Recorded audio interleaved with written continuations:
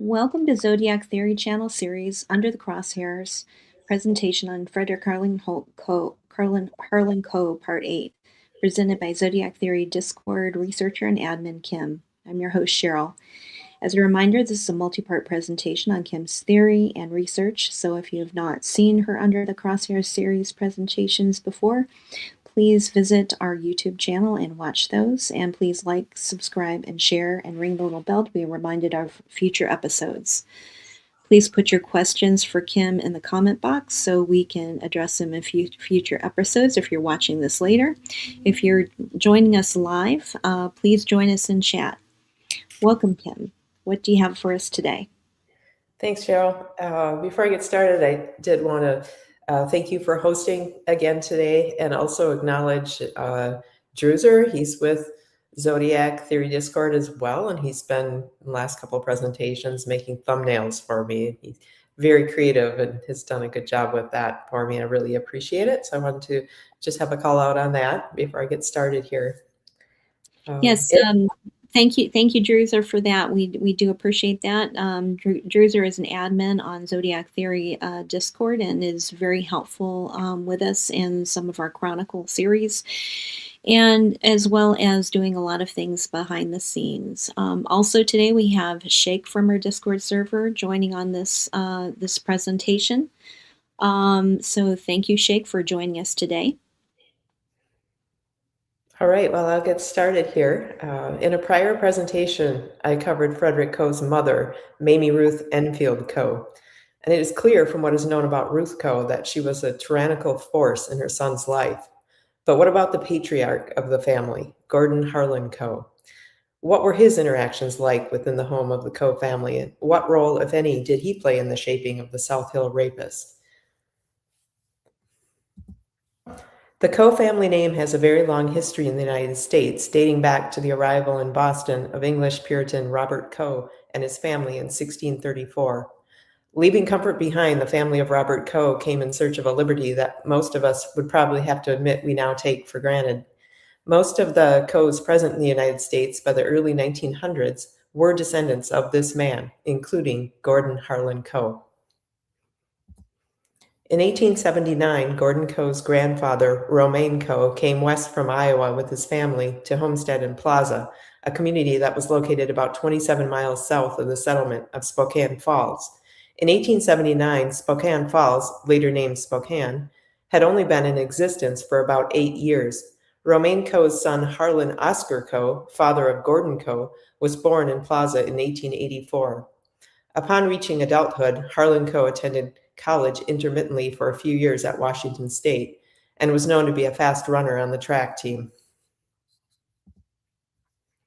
Harlan Coe married Ada Ruth Niemeyer on May 2, 1914. Gordon's mother, Ruth, was the offspring of prominent Washington attorney Thomas Griffiths, who at one time held the title of best criminal attorney in the state and also served on the committee that drafted the Constitution for the state of Washington. Gordon's maternal grandmother, Ada Caroline Mordaunt Griffiths, was a descendant of the aristocracy of England. Ruth's parents would divorce due to complaints of neglect and infidelity, and both remarried when she was still a young child. Her mother married city auditor A.W. Niemeyer. This explains where the surname came from on her daughter's marriage certificate for her marriage to Harlan Coe. Gordon's mother was considered a very beautiful woman and one of the most popular on the city's north side in her youth. She was employed as a stenographer prior to her marriage to Harlan Coe. She also participated in women's suffrage groups in the early 1900s. In 1916, Harlan Coe went to work for the city of Spokane as the assistant superintendent of the refuse division and was later promoted to superintendent in 1921. During his tenure as superintendent, he campaigned to have garbage collection in Spokane universal and compulsory, and this was finally implemented after World War II. He also designed the city's automatic incinerators, which were in use for over 30 years, at which point the city began using sanitary landfill dumps. Gordon Coe was born on September 16, 1916, to parents Harlan Oscar and Ada Ruth Griffiths. He is 1 year of age in this photo. As a young boy, Gordon Coe was involved in scouting and youth clubs in Spokane.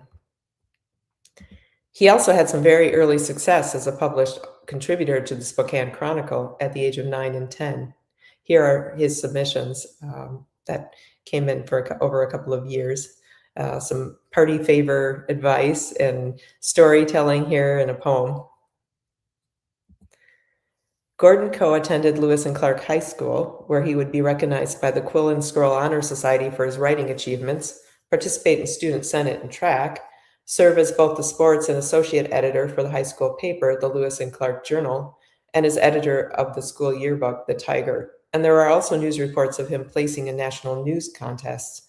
He would contribute at least one article to the Spokane Chronicle in his role with the Lewis and Clark High School paper. Gordon Coe graduated mid-year of the 1934-35 academic year of Lewis and Clark High School. After his graduation, as his father did, he would attend Washington State College, later renamed Washington State University, beginning in the spring semester of 1935, where he studied journalism. From his post at WSC, he served as correspondent to the Spokane Chronicle, this time in his varied roles of day editor, assisting manager, managing editor, and sports editor of the Washington State College newspaper, The Evergreen. His articles covered a broad spectrum of topics, including sports and beauty pageants, one of which had a panel including Bing Crosby, a Spokane native. During part of his time as a staff member of the college newspaper, he would author a regular column entitled From Where I Stand. Other college activities included affiliation with the Phi Delta Theta fraternity and Sigma Delta Chi, a fraternity for journalists. He was also accomplished in sports, earning a letter for his achievements on the fencing team. After his 1938 graduation from Washington State College, Gordon Coe went directly to work with the Spokane Chronicle. On September 6th of 1940, Gordon Coe married Miss Jacqueline Nelson in an evening ceremony at St. Luke's Episcopal Church in Coeur d'Alene, Idaho. Miss Nelson was 20 years old at the time of her marriage to Gordon, and he was 23. She was also an alumni of Lewis and Clark High School and did also attend for a year at Washington State College before transferring to the University of Washington. There is no mention of Mrs. Gordon Coe in the Spokane papers after May of 1941, and there is no indication that Gordon Coe was married at the time he left Spokane early in 1942 to enlist in the Army. He was at that time referred to as the son of Mr. and Mrs. Harlan Coe, rather than the husband of Jacqueline Coe. In February of 1942, Gordon Coe enlisted with the Army Air Corps at Gowan Field in Boise, Idaho, where he began training for a lieutenant's commission. From there, he would attend Air Force Officers Candidate School in Miami Beach, Florida, where he was commissioned as a second lieutenant in August of 1942, after which he was briefly stationed in Shreveport, Louisiana. He was deployed overseas in the summer of 1942, traveling aboard the Queen Mary, which was refitted to transport troops during World War II. He departed from Brooklyn, New York, destined for London, where he would remain until November, but by Thanksgiving of 1942, he was serving with the American troops in affiliation with the 12th Air Force as part of the 319th Bomb Group and the invasion into North Africa. His total overseas deployment numbered 32 months, during which he would serve as an Army intelligence officer, photographer, and public relations officer during the latter part of World War II. One of his tasks was to try to provide more publicity to the hometown newspapers of the ground troops serving to support the bomber and fighter groups. His total tour of duty would take him to Sicily, Italy, and France. He saw heavy combat and earned 11 battle stars before his return to Spokane in May of 1945. World War II sparked a lot of interest in ciphers because of the use of encryption devices during the war. In 1940 to 1941, the U.S. was mass-producing the SGABA machines. These machines were designed by Army cryptologists and were America's equivalent of the German Enigmas. These machines were in the process of being installed on ships in Pearl Harbor when the December 7, 1941 bombing of Pearl Harbor took place. These machines were then distributed elsewhere for use by the Army in places such as North Africa. Throughout the war, a number of articles from Gordon Coe appeared in the Spokane Chronicle. These were newsy pieces that relayed details from the front, both combat and human interest stories about American celebrities sent to entertain the troops, and life experience in general on the front. Upon Gordon Coe's return to the United States, he was on leave in Spokane in May of 1945 and contributing articles to the Chronicle at that time as well. In October of 1945, he was back in civilian life and employed with Spokane Chronicle as a member of the editorial staff. though he would continue to serve in the Army Reserves. Further indications of his return to domestic life include a representative at large position in a newly formed Washington State alumni chapter in Spokane in November of 1945. He also began a relationship with Ruth Enfield around this time and married her in a small ceremony in April of 1946. In September 1946, he became the assistant city editor of the Spokane Chronicle and shortly after became the full-fledged city editor in October of 1947, a post he would hold until 1973. Gordon and Ruth's first child, Frederick Harlan, arrived on February 2, 1947. Their second, daughter, Kathleen Sue Ellen, was born in 1955. Gordon Coe held the rank of major in the Army Reserves for several years after the war, with an appointment to commanding officer in 1950. In the summer of 1959, he completed the Army's top-level command and general course at Fort Leavenworth, Kansas. In January of 1960, he was promoted to lieutenant colonel and finally to colonel in September 1969. During the early to mid-1960s, Gordon Coe would continue to visit Fort Leavenworth in the capacity of both student and instructor. It is a bit challenging to verify when he made visits to Fort Leavenworth.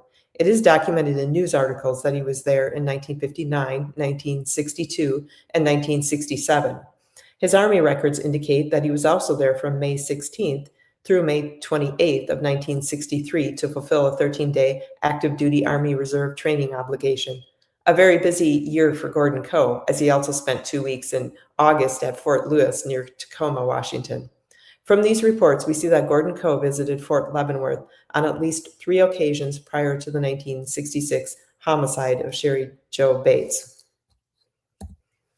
If the perpetrator of the homicide of Sherry Jo Bates did indeed wear a pair of shoes bearing the distinctive B.F. Goodrich heel used in shoes manufactured by the prison workers in Leavenworth, it does seem that Gordon Coe may have been in a position to buy local.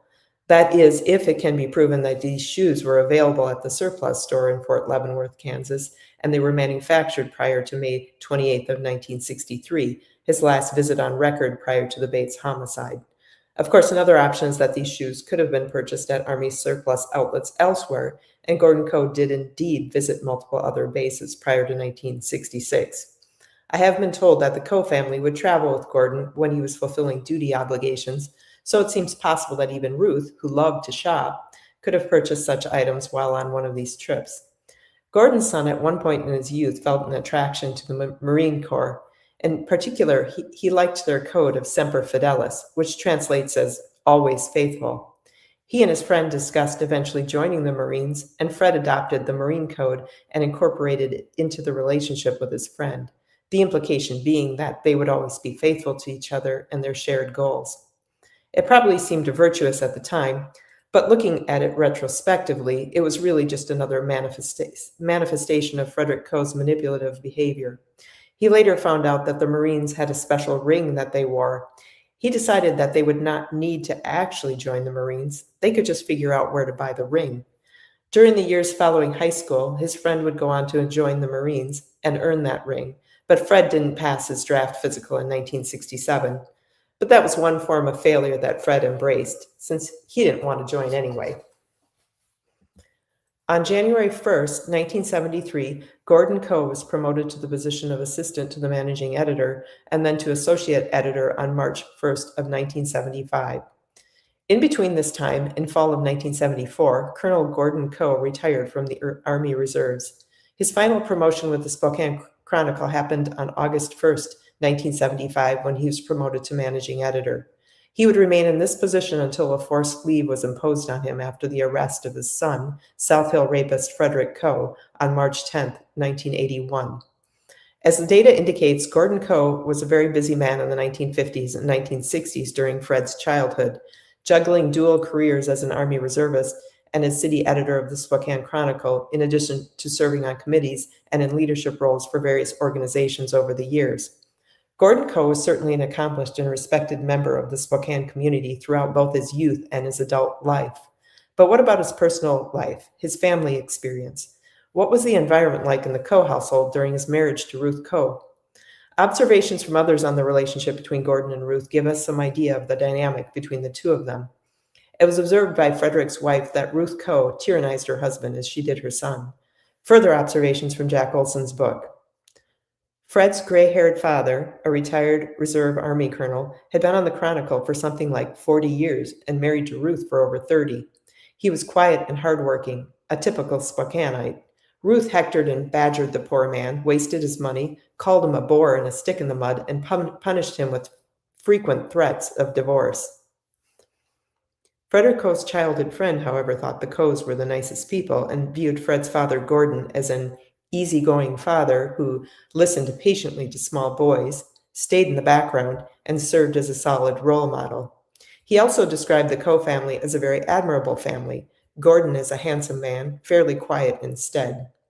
But another friend had a not-so-generous description describing the Coe family dynamic as Ozzie and Harriet meet Streetcar Named Desire, by which I believe he was trying to say that the Coe family had an exterior that made them appear as a nice, typical upper-middle-class family, but in reality there was a load of dysfunction brewing beneath the surface. Frederick Coe's girlfriend observed that Gordon hardly ever spoke, was quiet and passive, and that he played peacemaker whenever hostilities arose. She wondered if Gordon knew how much his wife and son discounted him. Ruth aggressively blamed her husband for problems with Fred because he gave Fred money. After Fred failed to repay a loan from his girlfriend, Gordon Coe begged his girlfriend to accept money from himself as repayment, while Ruth accused her husband of supporting that bastard and swore in the background. With regards to Ruth's frequent mood changes, Gordon described her as a fast recycler. When Ruth was channeling her southern persona and made inappropriate remarks over dinner about nigras staying in their place, it is documented that Gordon's response was mild, admonishing her behavior politely by saying, "Ruth, come on now," though it was also recorded that he seemed edgy around her performances. An interesting anecdote about Gordon Coe was provided to me that concerned Gordon's perspective concerning his personal wealth. I was told that he purchased a new red Oldsmobile every 2 years, each time in the same color, to hopefully avoid the pretension associated with always being behind the wheel of a new car.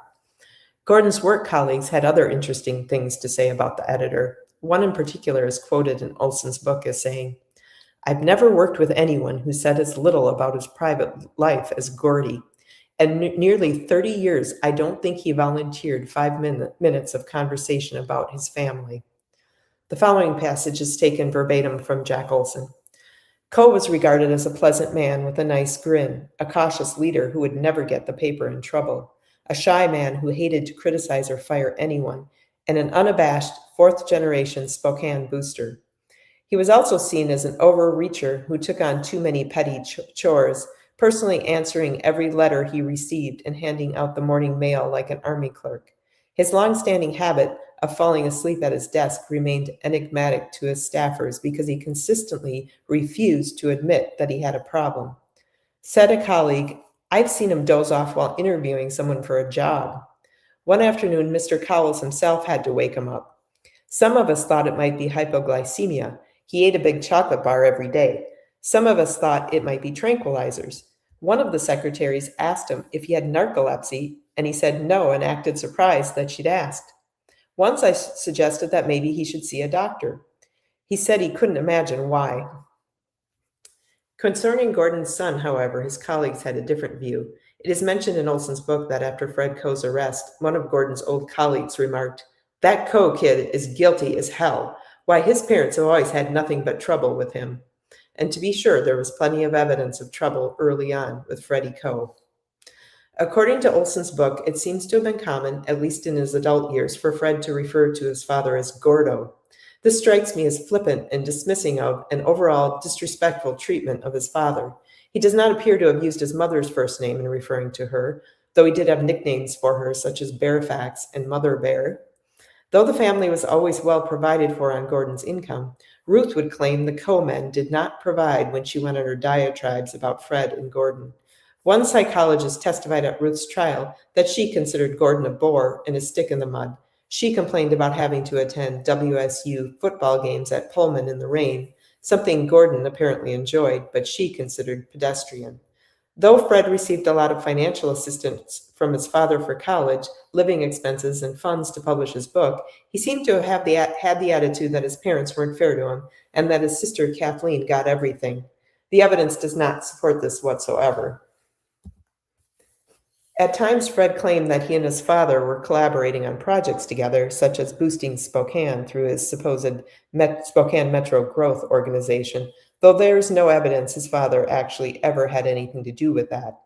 There were a series of 4 articles Gordon authored that were published in the Spokane Chronicle in 1973 concerning shops in Spokane that he described in quotations as current culture shops and alternatively as counterculture shops.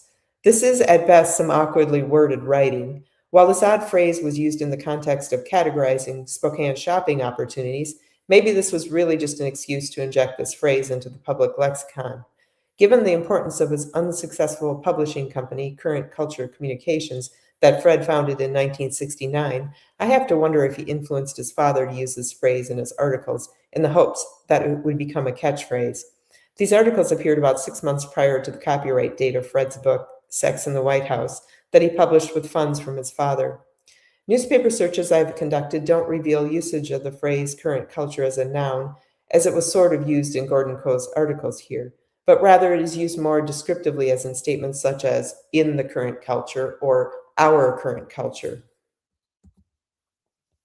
There's not much documented concerning Gordon Coe's direct involvement in his son's life, at least not until after his arrest and trial, at which point he became very involved. Gordon did assist with the formation of and is member of a PTO organization in 1958 that was affiliated with the elementary school where his son was in attendance. It was in character for Gordon Coe to step forward into leadership roles and to be a part of organizations affiliated with institutions he had a connection to. Over the years, this included the Spokane Chamber of Commerce, the Washington State Press Association, the American Society of Newspaper Editors, and the Associated Press Managing Editors Association. So involvement with the school PTO doesn't necessarily indicate he was seeking more involvement in his son's life. So there's nothing to help us gauge how much time Gordon Coe spent with his son, though his extensive commitments with the newspapers and various committees and his service in the reserve certainly are cause to believe that his time was largely occupied by his many commitments outside the home, and that he likely spent a majority of his time away from the Coe household at 1015 29th Avenue. However, there are also no reports of blatant neglect on the part of Gordon Coe concerning his son. Fathers were not expected to have daily responsibility for child rearing in the 1950s. They were expected to lead and to provide. Certainly the majority of time that Frederick Coe spent in the presence of one or more of his parents was with his mother, Ruth. There is some evidence that Fred may have taken some cues from his father's engagements, such as records of Fred's involvement with certain school activities, such as his position as editor of his middle school newspaper. He did also follow in his father's footsteps after high school, enrolling at Washington State University. But Fred's lack of effort resulted in more failures than successes, and he generally failed up to live to his father's legacy in any arena in which he made an attempt. Given the illustrious nature of Frederick Coe's heritage in both his paternal and maternal lineage, it seems only reasonable to conclude that Frederick Coe was a disappointment in about every way a son of such a heritage could possibly be. During the time that the South Hill in Spokane was experiencing the devastation of the South Hill rape spree, Gordon Coe's newspaper launched a secret witness program in October of 1980 in hopes of receiving information that would assist law enforcement in closing several unsolved murder cases in Spokane. Shortly after the launch of this program, they would add rape and armed robbery to the list of crimes for which a reward would be paid for information that led to an arrest. A useful murder tip could net an individual $2,000 in 1980. A tip for rape or armed burglary would net a payout of $500. The most interesting detail concerning this program is that callers dialing the tip line at 455-7150 would end up reaching the desk of the city editor, none other than Gordon Harlan Coe. According to detail in Jack Olson's book, Frederick Coe's girlfriend, who was living with him until his arrest, first became suspicious of Fred in the South Hill rapes in January of 1981, a little over 2 months before his arrest. Some details had caught her eye in a spokesman review article about the South Hill rapist. The secret witness program came to mind, and she dialed the number on impulse. There was no answer. Apparently, Gordon was away from his desk at the moment. She began to second-guess herself. The next morning, she was shocked by her actions and was thankful no one had answered. She even considered telling Fred what she had done when he returned from his pre-dawn jog. On one occasion, she raised the topic of the rape spree with Gordon Coe at his residence in the Spokane Valley. She inquired whether there was anything new concerning the South Hill rapes. He looked up smiling and replied, "Not that I know of." It was obvious to her that he didn't want to talk. Some interesting insights into the newspapers and their coverage of the South Hill rape spree can be gleaned from Jack Olson's book. The editorial offices at the papers were abuzz with news of the South Hill rapes, and the staff members and their families were personally living in fear, as the South Hill also happened to be the location where most of the newspaper journalists that worked for the Spokane papers were known to reside with their families. But knowing about such happenings and reporting on them are entirely different things. During that era, it was apparently common to downplay negative news in order to protect the city as an appealing place to live and conduct business. Yet this was not as true of the Spokesman Review in 1981, as this paper had a more modern-day managing editor. Appointed managing editor in August of 1978, Donald Gormley was formerly the managing editor of the Chicago News. Under his leadership, the Spokesman Review was undergoing some evolution in its reporting right around the start of the South Hill rape spree. Such changes were not occurring at the Spokane Chronicle under the leadership of 64-year-old managing editor Gordon Coe. He was sticking with tradition, effortlessly incorporating positive last-minute news, but avoiding topics that would give the city a negative image. Rapes were provided with little coverage or none at all. It wasn't until the South Hill rape spree had gone unchecked for nearly 3 years that any of the rapes on the South Hill received significant coverage in the Chronicle. On January 14, 1981, less than 2 months prior to the arrest of the South Hill rapist, managing editor Gordon Coe finally put pen to paper and wrote on the topic of the South Hill rapes. Oddly, though, more time was dedicated in the article to a discussion of taxes and city services than the actual topic on everyone's mind, that of the unchecked violent rape spree raging on in the South Hill neighborhoods. While Gordon Coe did recognize that rape was a problem, he concluded that not much could be done about it, and that it amounted to the citizens of Spokane using good sense and keeping their eyes and ears open. His son, Frederick Coe, would actually reference this editorial in a TV news interview when he was going through his trial, saying that his father had reported on it and trying to use the article in his own defense, as he generally handled media both during his rape spree and during his court trials.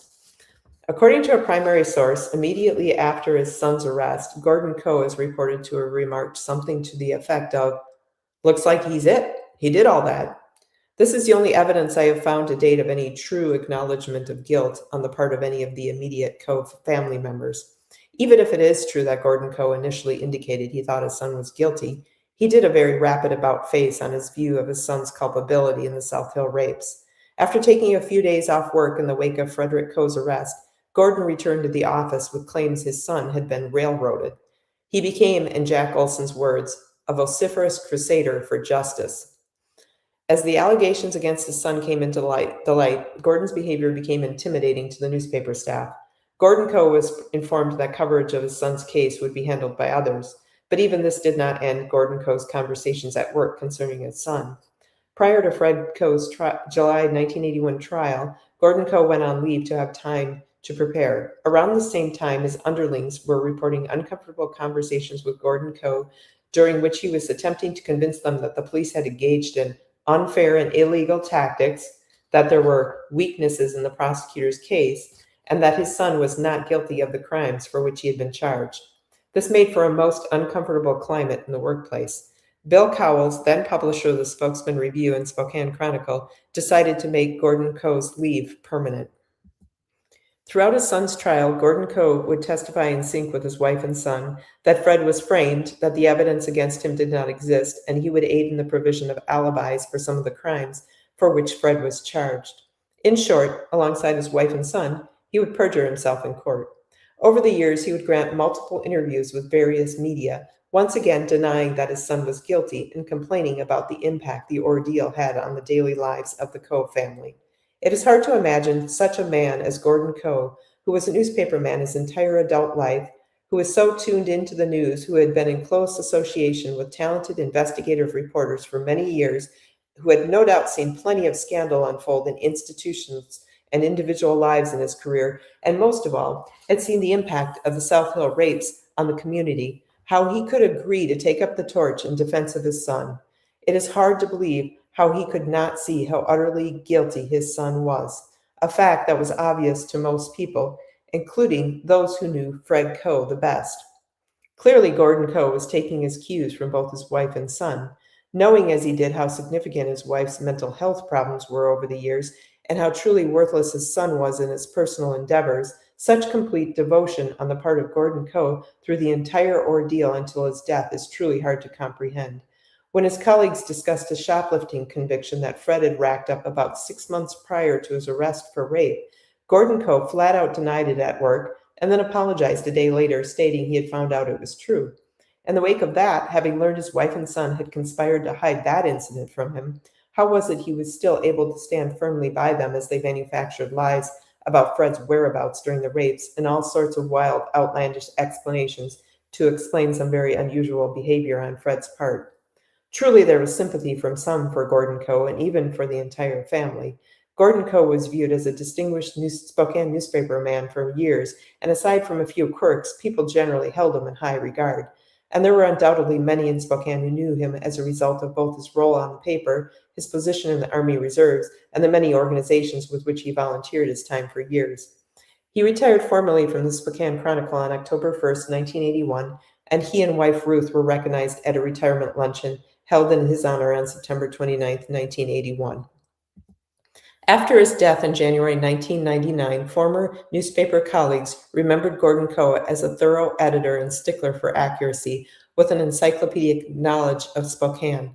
A colleague of Gordon Coe's made the following statement: "We used to joke that if somebody's name came up in a story, he'd be able to supply the middle initial without any prompting," said Chuck Rayberg, a longtime Chronicle employee. "He was a great help to reporters. He knew the background of a story to get you off and running without having to go to the library." In a 1999 obituary published in the Spokane Chronicle, he was remembered by family as a learned, witty, graceful, and gentle man, deeply devoted to his family. It was also said that late in his life, when his son and wife were, quote, defamed and unjustly punished, he remained steadfastly loyal to them. During his wife's long illness before her death in 1996, he dutifully cared for her. In the wake of Ruth's death, he returned to Washington and spent the last couple of years in a senior living facility in Edmonds. As might be expected, his obituary reports he was much admired by residents and staff. The Spokane Chronicle, the newspaper that Gordon Coe labored on in various roles for 40-plus years, ceased publication in 1992. It is very unfortunate that such a distinguished legacy is forever entwined with the criminal actions of his son. When we think about serial killers like the Zodiac, there are certain questions that always seem to be asked. We usually want to know what their home life was like growing up. What sort of parents did they have? A good comparison to the dynamics of the Coe household would be serial killer Gary Ridgway's home life. He was a contemporary of Coe's, born just a little over 2 years after the birth of Fred Coe on February 18, 1949. It seems he too had a harsh, domineering mother and a father that is described as passive or weak. Furthermore, it is said that Ridgway had conflicting feelings of anger and sexual attraction toward his mother. This sounds eerily like the dynamic between Coe and his mother Ruth. These similarities do not prove anything, but they do indicate that the environment in the Coe household was not unlike another environment that produced an individual who would grow up to commit serial murder. As to Gordon Coe's contributions to his son's antisocial personality disorder and psychopathic traits, he has been described as a quiet, passive peacemaker, which would translate as weak in a home environment where Ruth was in charge. This passive fathering on the part of Gordon Coe seems to be associated with the sort of problems that were manifested in his son, as it was for Gary Ridgway. Weak fatherhood and harsh motherhood. Between Ruth Coe and Gordon Coe, Frederick grew up with both of these characteristics in his environment, and so it appears that there was very likely an environmental contribution to his psychopathology. And surely his father's successes, if anything, highlighted Fred's failures, as there was no arena in which he measured up. In the presence of Ruth Coe's strict constraints on her son, her wildly inconsistent assessments of him, her demand for obedience and reverence from him, and her inappropriate expectations of him, alongside the failure on his father's part to shield him from his mother's psychological blows, it seems that any letter from Frederick Coe to the editor might really just be a cry for attention and maybe a cry for help, if not an actual confession. a reaching out that could become so desperate it might even culminate in the mailing of a bloody section of shirt. And we must not lose track of the significance of the location where the relationship between Gordon and Ruth Coe and their son Frederick Coe began, which was at the intersection of Maple Street and Washington. It is my perspective that I've been very transparent in all of my work as to the line between hard evidence and interpretation. Facts are facts and conjecture is conjecture. What isn't cloudy here, but is quite clear, is the angst and the stress in the life of Frederick Harlan Coe, his grossly dysfunctional socialization, and his thwarted goals. Thwarted by his own unwillingness to submit to the ardors of hard work and the challenges inherent to achievement, and his own tendency to take the shortcuts wherever he found them. Coupled with this is his immunity to fear and his lack of empathy for other members of the human race. All of the pieces were in place for him to do immeasurably more harm than has been documented to date concerning him. In my next presentation, I will be discussing connections that may have value in affirming as a person of interest in the Zodiac case from a forensic linguistic angle. I certainly am no subject matter expert on this topic, but still it is possible even to the untrained eye to observe some very interesting parallels. Please post your comments below. We've not been receiving many, and I would like to hear any thoughts you have on Frederick Coe at this point. If you don't find him a good candidate, I would be interested to know any specifics on why that is. There are many Zodiac discussion forums online. There have been many topics discussed on these forums, such as whether or not the Zodiac licked his envelopes, the various media sources, books, movies, and musicals he may have borrowed from, and the letters he sent to the editors, just to name a few. And here we have a person of interest, Frederick Coe, who did not lick his own envelopes, who borrowed from various media in his writings, even using musicals on a couple of occasions in reference to something about himself while testifying in court, and who was known to engage with the press through letters to the editor and even threats at the bitter end of his rape spree. We have, if not a complete overlay, a very significant overlap on so many details with the Zodiac killer, and I've highlighted only a couple of these in my summary here. Why do we have these conversations? Do we believe in them? Do we believe in the value of the theories that are discussed, such that when a person of interest comes along and that person is a match, it would motivate us to consider taking a serious look at him? Truly, this man, Frederick Harlan Coe, should be generating a much higher level of interest in the Zodiac community. And please let me know your thoughts.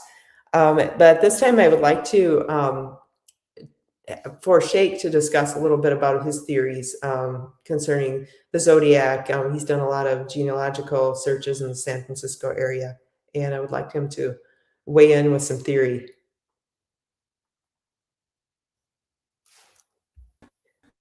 So thank you very much for this great presentation.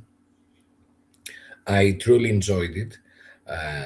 It was very fluent, even to someone like myself who has a long way to catch up with many of the details here, but at the same time, you have the gift of summarizing what is important and giving this to your listeners with very natural comfort. I mean, even from a listener's perspective, not as someone actually engaged in the Zodiac research, I admired this presentation. Thank you very much again. And before I go into the genealogy, I would like to say that both Oregon and Washington State, these two, let's say, Pacific and northwestern states, should be viewed within a Zodiac filter, regardless of whoever the candidate may be. There are a number of reasons, and it goes down even to physical persons. Michael Emmett Conway, Stein's uncle-in-law, so to speak, worked in Seattle before he moved to the Bay Area. We have Xenophon Anthony, who was involved involuntarily.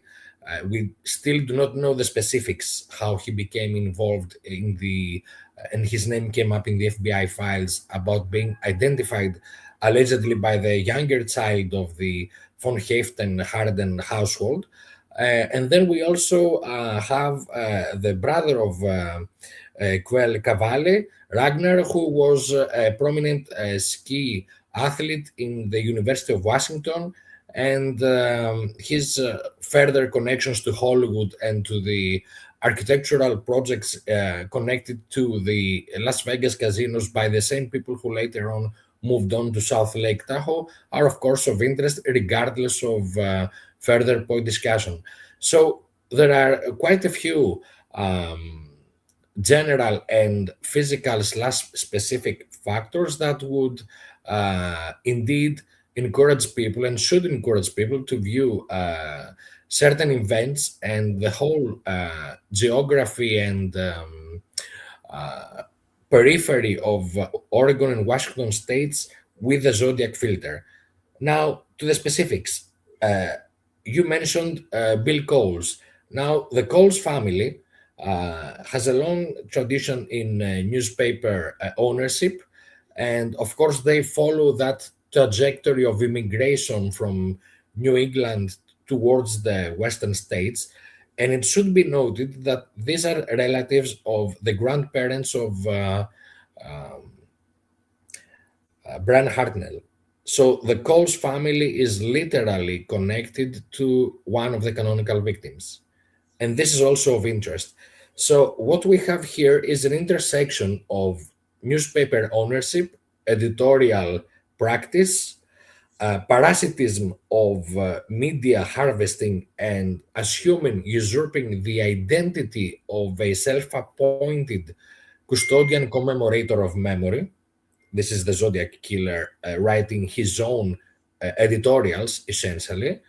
And we have a very rare condition where a serial killer communicates repeatedly with the press and the police, not just to send his taunting message, but to create his own editorial.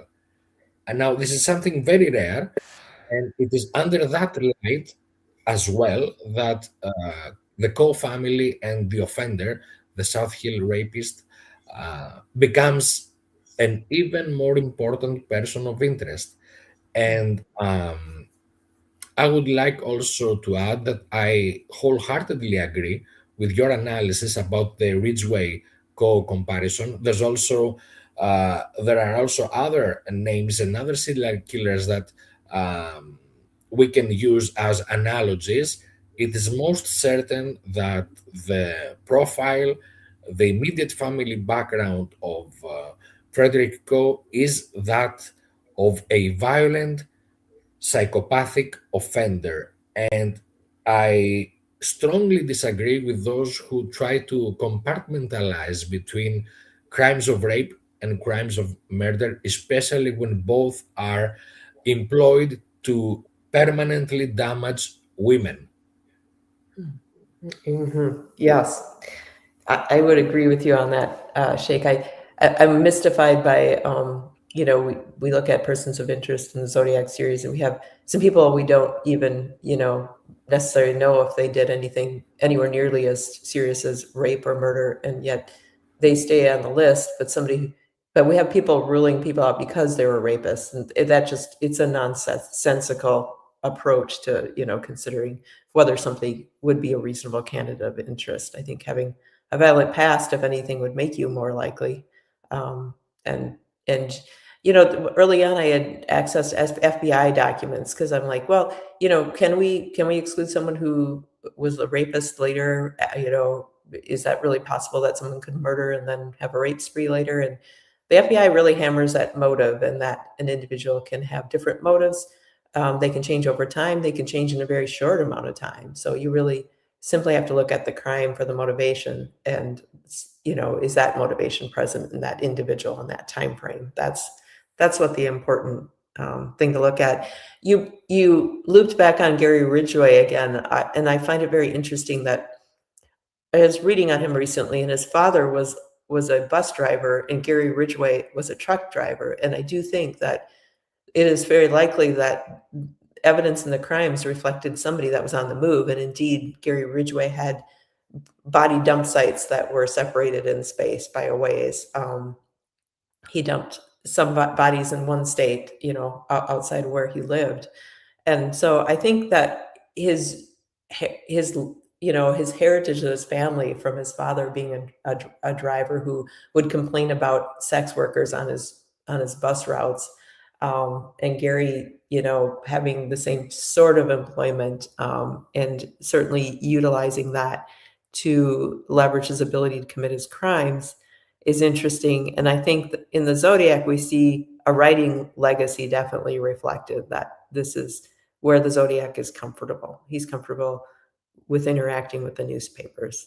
And this is his way of speaking out. And so I think it could reflect a newspaper legacy. And I think the tie between the Cowles family in Spokane, Gordon Coe's employer, and Brian Hartnell is certainly a very interesting one, especially in that era when we had the Patty Hearst thing happening, connected somewhat in time to the Zodiac spree, not far off, and just the connection there to the powerful Hearst family. Yeah, I mean, regardless of the Cole's newspaper background, the immediate Hartnell family is connected to both Washington and Oregon states. So that's like a literal piece of information. And of course, one might say that the canonical crimes of the Zodiac killer were power assertive but non sexual in their specific manifestations, in the sense that the victims were executed, but they were not sexually molested. But that is an act, that is a performance. This is not because the person who was the offender of the Zodiac canonical crimes was sexually incompetent. It was not because he was a person who could restrain himself and does not check the boxes of a more sexually aggressive rapist slash murderer. The crimes themselves of the Zodiac killer were as much a performance, a constrained, disciplined, deliberate performance, in my opinion, as the letters. So it's a staged performance. And so I would strongly disagree with those who would use the nature of those crimes as a yardstick to exclude someone who is into, as they would argue, a rapist slash murderer category. In essence, as I said earlier, I think that such classification is very arbitrary, because the forensic crime science, in its generality, in its totality, is very much a dynamic science and very much still information. It is a work in progress. It is not a finite closed system that has been completed decades or centuries ago and is used as a on-off filter to include or exclude individuals, let alone that whole category of antisocial sociopathy slash psychopathy, which is also a dynamic science. So these are domains of science that are evolving all the time, and as new data comes along, we try to update, we try to upgrade, and we try to keep an open mind. So it does seem like the community, also will consider, Donna Lass, and that seems to have been very likely a sexual crime, a murder and dumping of a young female. For sure, it is a crime. It is a crime if it is Zodiac that goes against the very rules of the canon that the killer himself established. Yes.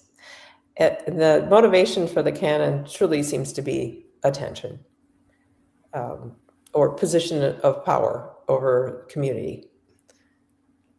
An elevation through intimidation. Is here. So, but that's not at all what the Donna Lass situation speaks to, and yet many are willing to entertain that theory. So, I think there are those who do think motivation, or must think motivation, may have evolved with the Zodiac over time. So yeah, I think it goes on this guy. It goes back to the nature of the argument, and it goes back to how arguments themselves and how speculation about forensic science is, I will dare say it, weaponized in order to promote this or that person of interest, and it's a bit weird because this way poise becomes something like mascots, and the argumentative dialogue becomes a blood sport, where the end goal is totally lost, and the debate itself becomes an end in itself. Now, I am known for looking into various people, into this or that person of interest, and I have to tell you that it is on the basis of a model that I tried to create that I take an interest in Fred Coe. So this is one of the many reasons why I'm here, and I feel very fortunate to have witnessed your presentation and this one being part of the team here in the studio, because it has so many points that validate the system, as I understand it, at least. And I think that regardless of that, this is very focused, this is very elegant. The facts, the inferences, the interpretations, everything is very elegantly presented to the viewer to give food for thought, not just for Frederick Coe, but for everyone's need to treat Zodiac in a systemic manner. Yes, thinking more broadly about things, I think, and I think taking down some constraints about how we think about the Zodiac case, because truly, I mean, it's not encouraging chasing, down some crazy rabbit hole, but it is, recognizing that this case has not been solved, and keeping a tight window on it is probably not going to help us at this point. Thinking about it tightly from a geographical sense, or thinking about it tightly from the MO of the offender, and that, well, he killed, so he couldn't have done these other things. I don't think that's going to work in our favor here. I think we need to approach things with an open mind and not construct theories to rule people out that really have no basis in any kind of academic or any detailing from the FBI or anything. For the things that we can't answer, the questions we can't answer, we just say we don't know. We don't know if the Zodiac was a rapist at some point, or if he murdered any more after his canonical spree. I have no doubt that such a misogynist piece of shit, whoever he actually was definitely someone very capable of rape, and I fear that he has committed rape. Again, I would like to stress that the canonical victims is a staged, controlled, disciplined, theatrical, macabre, homicidal performance. And now, these are the keywords here. Kim, we have the media parasitism, we have the harvesting of identities.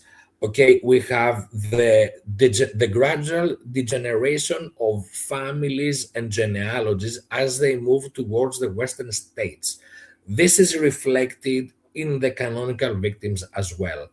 Now, I believe that the killer not only followed that logic of Western immigration, but I believe that within the narrow familial circle of the killer, there was what you very eloquently said before about the offender being or being perceived and self-perceived to a certain degree as the disappointment of the family. Now, someone who was not able to seek achievement in the proper channels of life, and therefore, lo and behold, he substitutes achievement with sociopathic distraction and revels in the distraction, but because he has to justify that, he uses that kind of inverted morality that we see in the debut letter, that we see in the Melvin Belli letter. Okay, so the inverted morality is achieved by terror for the populace and didactic, tonic preaching for the initiates of the press and the police that are the intermediaries between the narrator, the killer, and the populace. Yes, notoriety is a substitute for fame.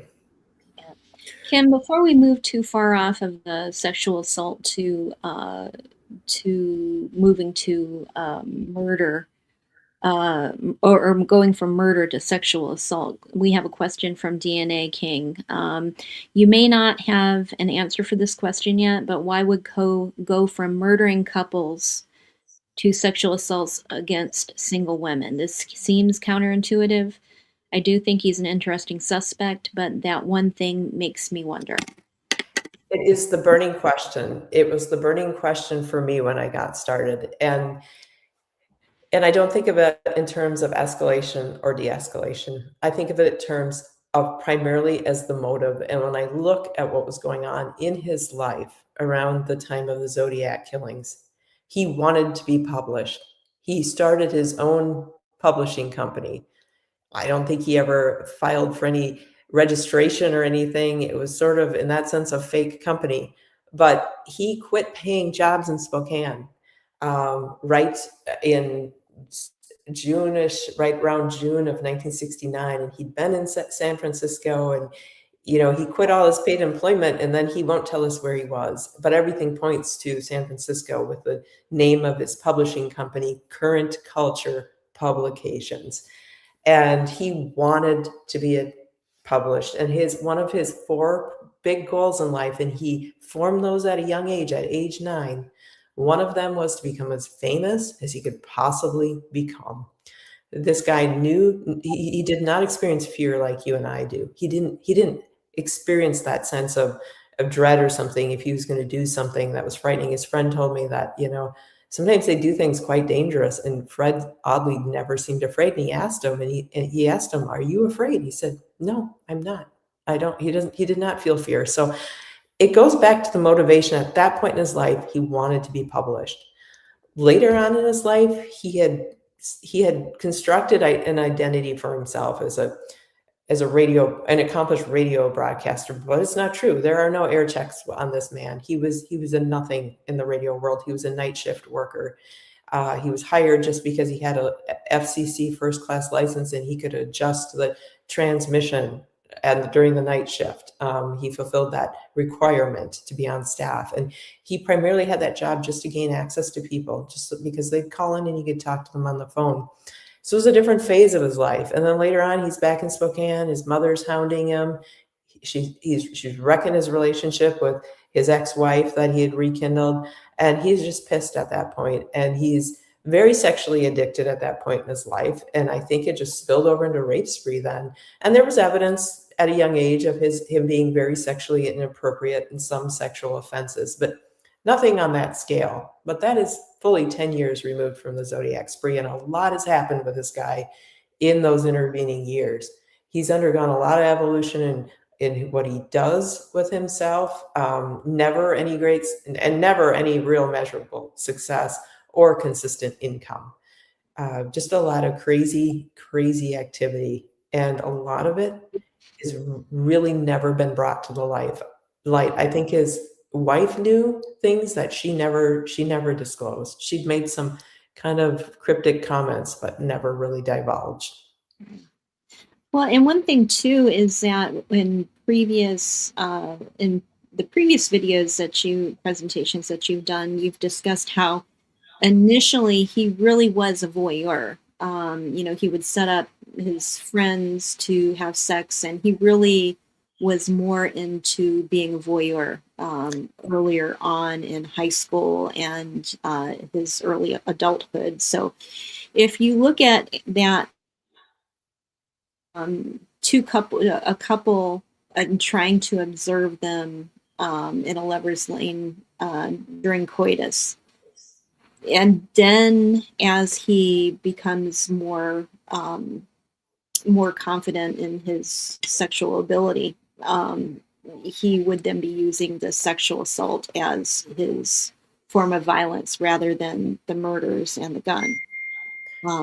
So I think that if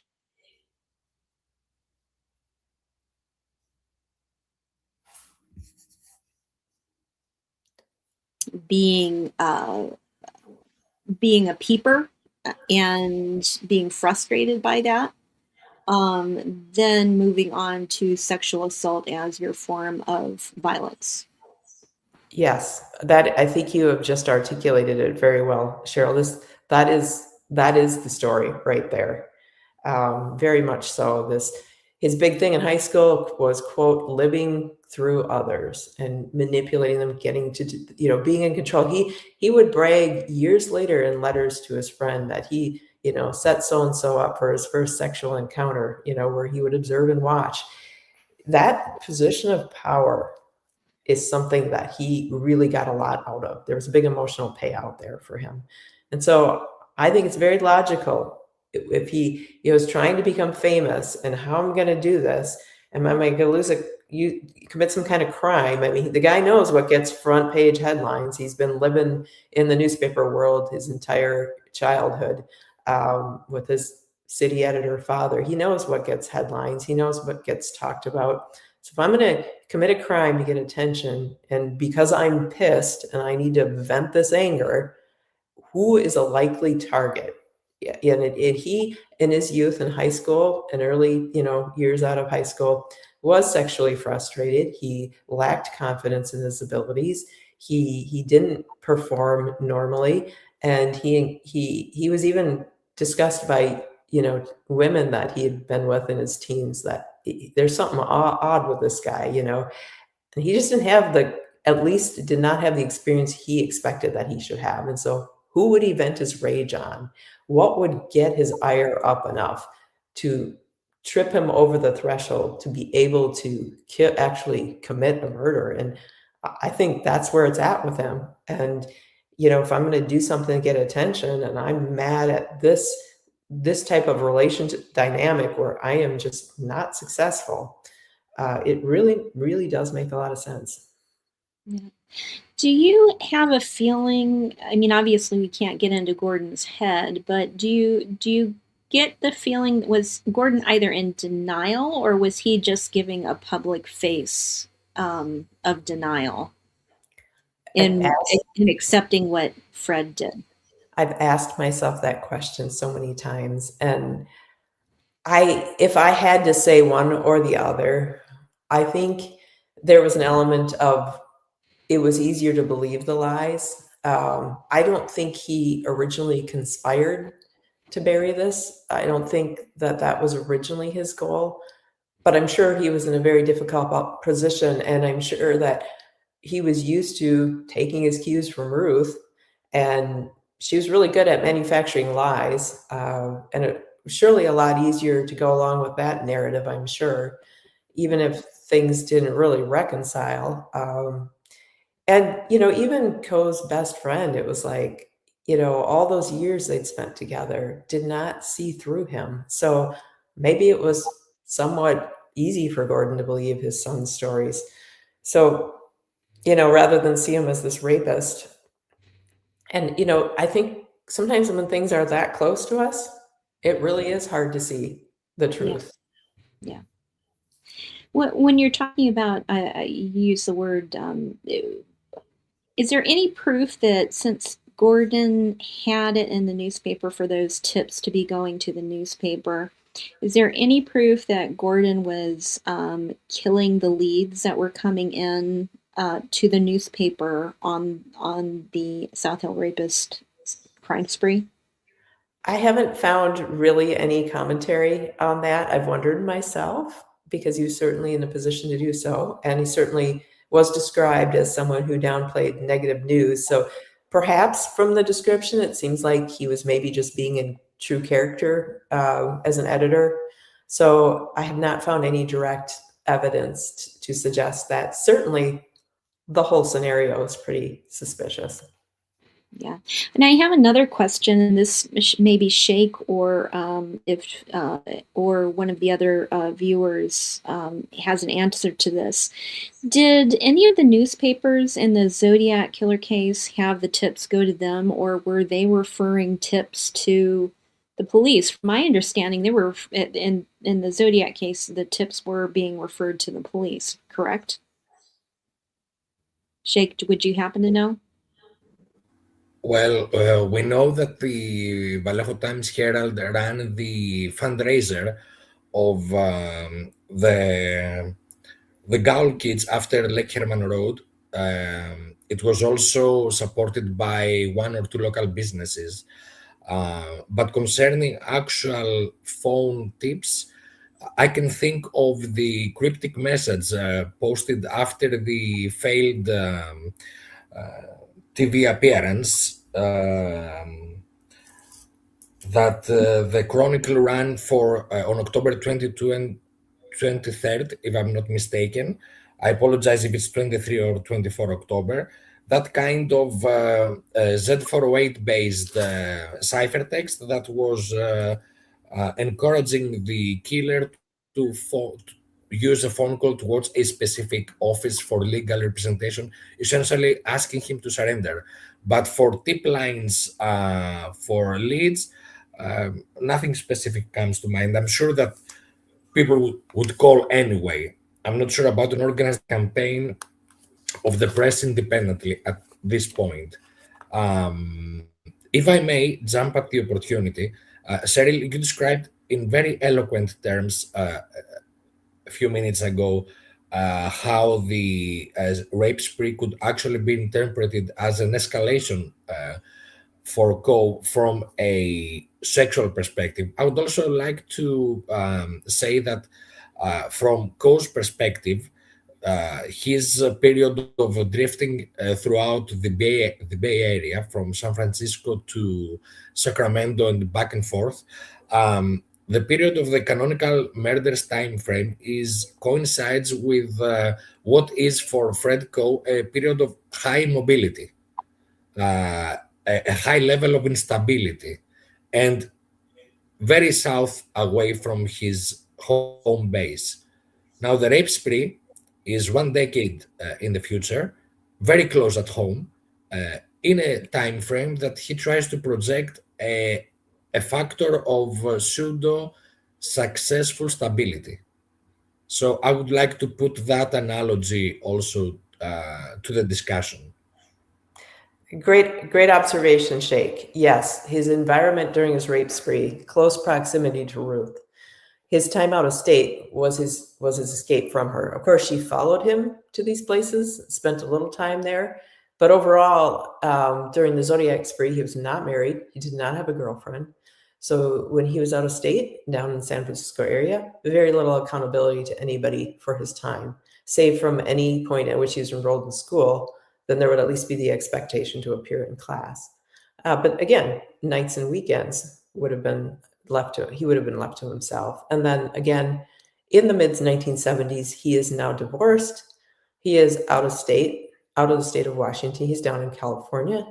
And there is no accounting that I found a date of his time there. But I have found lies, general vague references to I was between here and here. I can't reconstruct it. And then conflicting stories at other times. So he doesn't want us to know. That's the important takeaway there. He lies. And he also lies about specifics on his timeline, even in San Francisco. So why the need to lie? You're attending school. It's easy to go back and verify dates on that. So why did you lie about them? And utter lack of accountability. But different stressors when he's out of state. He doesn't have mother in close proximity harping at him. You know, she can only get to him over the phone, or if she comes down. Yeah, that's why I'm pointing out that kind of high anxiety mobility. It is disorganized mobility, and it kind of creates an interesting template space as a vector of anxiety. And I think that is a factor that can very much be taken into consideration, not only for that specific individual. Of course, it is very suitable for this specific individual, but as I say, it's a very interesting template for producing systemic conclusions and systemic outliers that can be used as a model. Yes, I certainly think we wouldn't expect to find that the Zodiac was an accomplished individual in 1968 and 69 with an organized life. I don't think that is something, if the identity is ever revealed on this guy, that's what we're going to find about him, that he was recognizing a measure of achievement and consistency and structure in his life at that time. I agree. I agree 100%. Yes. We have a comment from DNA King back on the discussion that we were having. He said that Belli asked Zodiac to communicate to him through the Chronicle. One question that I did have for you, Kim, was when you say that Gordon was in Army intelligence and he was in Italy and France, do you happen to know if he was at any point stationed at Metz, France? I do not know. I do not know. I know he went to Corsica. In Sicily, I'd mentioned, started out in North Africa. So I don't know, Italy and France come up, but I don't know specifically everywhere in those countries. But he was following, the troops that he was supporting. So. Okay. And I was just curious about that simply because if he went straight from Army intelligence into the newspapers as soon as he came home, one of the big projects that they had, if anybody has followed CIA projects, was Project Mockingbird, which has come up in a couple of places when I've been doing my own research here. And when it comes to the tip line that was coming in for Coe, I'm not sure if you've heard about the National Enquirer being a catch and kill program for stories for intelligence. But it kind of gets me kind of thinking if Gordon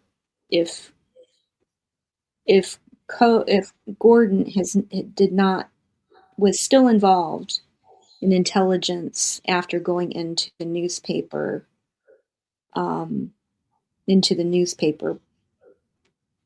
business. It just is kind of interesting, especially when you look at some of the other projects that were going on around that time, such as, I'm not sure if you're aware of this, but Sharon Tate's father, who was killed by the Manson family in the same year as the Zodiac killings were going on. Mm-hmm. Her father was actually Army intelligence as well. And then the SLA, which came a few years later, was actually some of the individuals that were involved in that were actually thought to be part of Operation Chaos. Oh, wow. That's interesting. So I'm just because I've been kind of looking at the angle of radicalization and the connection to newspapers in some of my research that I've been doing. So it was kind of interesting because I wasn't aware that you said that he was in the Army, but I wasn't aware that his father was in Army intelligence. Yeah, that's where he started out. It was a liaison kind of role in North Africa. So I do find that interesting, and I wonder if, how that translated into the Coe household later. But also, I think he would have had an awareness of some of these things you're talking about, after the war. I know he gave talks on the bomb, the nuclear bomb, the hydrogen bomb. And I think he actually went down to New Mexico at one point, as I recall, to witness something down there. And so he did have interest in, not just serving in the reserves, but interest in topics concerning the war afterwards. So I'm sure he probably had awareness of some of these operations, I would bet. Okay. Yeah, and the reason I was asking about Metz is that Metz actually was a center for one of our listening posts, really up through the 70s, right after the war into the 70s, where we had a lot of forecasters posted there in intelligence. So a lot of them were consuming a lot of newspapers, which is kind of why I was looking at this when we're looking at Zodiac, considering his connection to the newspapers. Anyway, just kind of an aside. One other question that I had was, you mentioned the boots that he had. Do you know what size boots Coe and his father wore? Did they wear the same size boots? I don't have his shoe size. I did ask his friend about that, and he put him around a size 10, 10 and a half. He said, I think his feet were about the same size as mine. He was 5'11". He was a little bit on the taller side, but I wouldn't call him tall. But he had small hands, so I don't think he had like big feet. I don't think he was wearing a size 12 or something. Okay. So I tend to defer to his friend because they were friends for, over 20 years before this guy's arrest, and you generally kind of know these things about your friend. So I'm comfortable that his shoe size was in the ballpark there. Okay. All right. Do we have any other questions?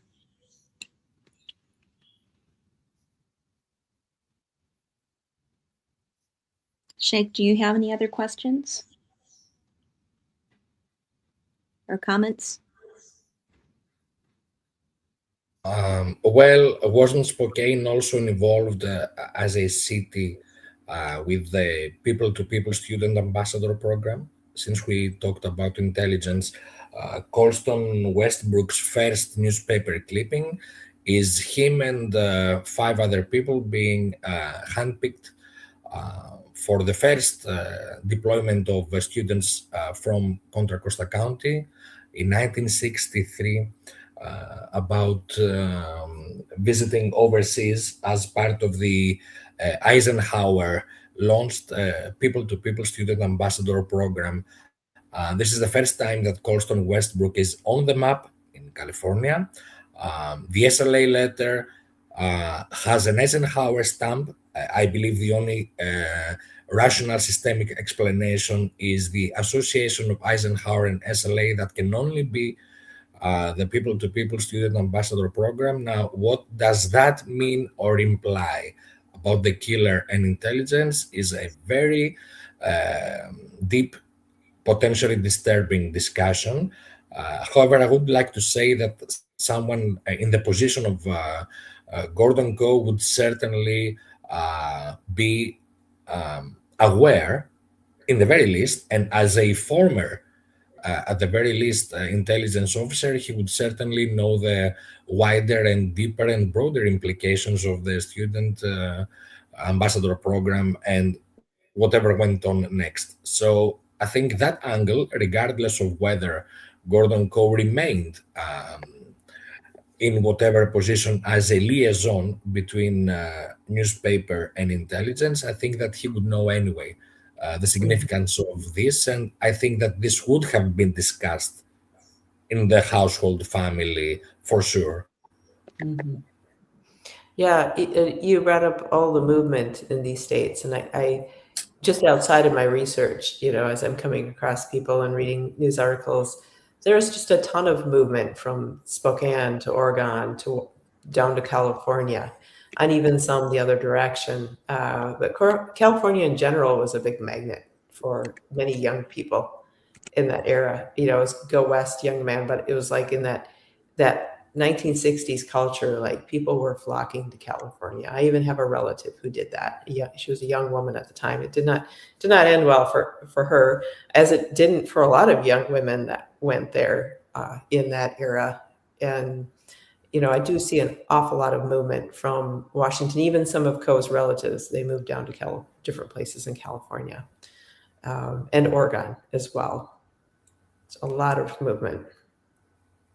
So I think it goes back to what we said earlier about an attack on women, a predator that wants to destroy the essence of life, and sometimes rape can be as effective as murder. I hope I'm not overreaching, but there are people who have been scarred for life by having been victims of rape, and many of those did not get closure from the incarceration of Fred Coe because there was still much justice to be served. And I would like to point that out that regardless of Coe's involvement in any murder activity, he was, is, and will be forever remembered as being a piece of shit. So I would Yes. like to be clear on that one. And if someone is offended by my arbitrary comments, that's probably because they are some sort of deluded patriarchic dude. Okay, so I would like to point that out that this kind of misogynistic need for distraction makes no actual discrimination sometimes or many times between rape and murder, uh, but for practical technicalities. The only reason that such a person could commit a rape and not a murder could be a practical strategy, such as proximity to the home base that we discussed earlier. Yes. Yes. It's going to be a lot easier to be detected if I'm a known quantity in a community where I'm doing something. If I don't have a permanent long-term address or a job in a certain area and I'm there doing things, it's really hard to detect me unless I'm physically approached by law enforcement. I'm actually witnessed as being Yeah, I present there. think that there was a kind of mentality reflected in Gordon Coe as well that, oh, well, we hope that this rape spree will not reflect too badly on our good community. Okay, so Yes. this was the mentality for whatever reason. So a predator can believe or hope that they will fly under the radar of detection when such a mentality is pervasive as a Yep. toxic scent in the community. Hear no evil, see no evil. Yeah. So in that essence, in that interpretation, rape over murder is simply a choice of let's call it quote unquote most practical tool for manifesting the violence and not discriminating between different classifications of violence. I hope I am making sense here. Yes, kind of along this topic, I think it might be worth mentioning as well that when he was back in Spokane and starting in the late 70s, it was also the first time that he really seems to have had any significant daytime employment. Now, he was not present at work much of the time, but it was the first time he kind of has a significant period of time where he's employed during the day. Prior to that, it was the overnight radio shifts. It was working as a movie usher one year in California in 1970 in LA. And so at this point with Ryan, for the first time, he's kind of got this day job where he's kind of expected to be present during the day. And so he's raping early morning and late at night. But I think that also would have influenced how, his criminal behavior kind of unfurled at the time. And it also tells me that something has changed within inside of him too. Like I'm finally going to commit myself to a day job, or I'm going to commit myself to a situation where I'm expected to be present somewhere during the day. And it seems like for that reason, he's in a different spot as well, in his head. Yeah, definitely. I agree. Yeah.